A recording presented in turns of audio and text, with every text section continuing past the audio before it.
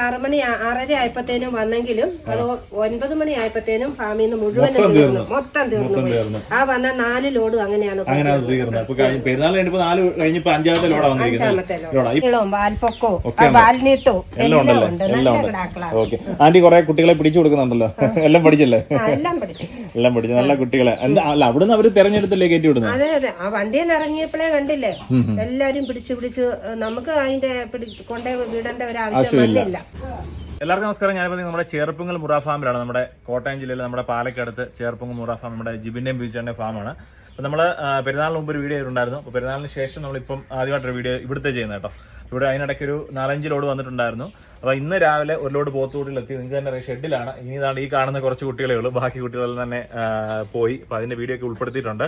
ഇനി വരുന്ന ഞായറാഴ്ച പുതിയ ലോഡ് വരുന്നുണ്ടെന്നാണ് അറിയാൻ കഴിഞ്ഞത്.